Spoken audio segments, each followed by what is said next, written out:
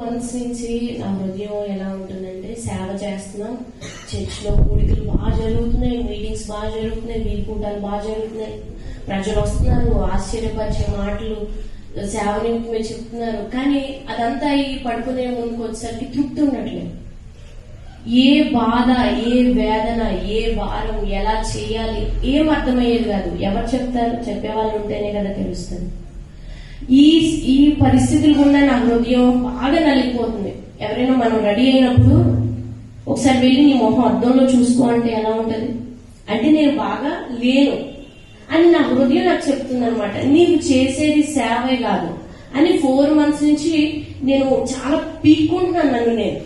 మరి ఇక్కడికి రావడం ప్రభు చిత్తం. నేను సంజయ్ అన్నతో కూడా మాట్లాడినప్పుడు అన్న ఏం చెప్పారంటే, నువ్వు ప్రభు చిత్తంలో ఉన్నప్పుడు పరిశుద్ధాత్మ దేవుడు నువ్వు ఎవరితో మాట్లాడాలి, నువ్వు ఎక్కడికి వెళ్ళాలి, నీకు ఏం తెలియాలి అనేదంతా ప్రభువే నీకు సమకూరుస్తారు. ఈ రోజు నేను మా హస్బెండ్ ఇక్కడికి రావడం ప్రభు చిత్తంలో ఉన్నా. దేవుని ఎంత మహాకృప అంటే నిజంగా అద్భుతమైన కృపతో మమ్మల్ని ఇక్కడ నడిపించారు. చెప్పిన లెసన్స్ అన్ని కూడా మమ్మల్ని ఎంతో ప్రభావితం. అంటే మేము ఉన్న దగ్గరే ఉండిపోకుండా నాకు ఎప్పుడో ఒక ఆశ ఉండేది, మా గ్రామంతో కలిసి నేను ఆరాధించాలని ఆశపడ్డాను. ఆ ఆశ కంటే ముందు దేవుని ఆశ తీర్చి నేను దాన్ని గెలవాలనుకుంటున్నాను. హల్లెలూయా.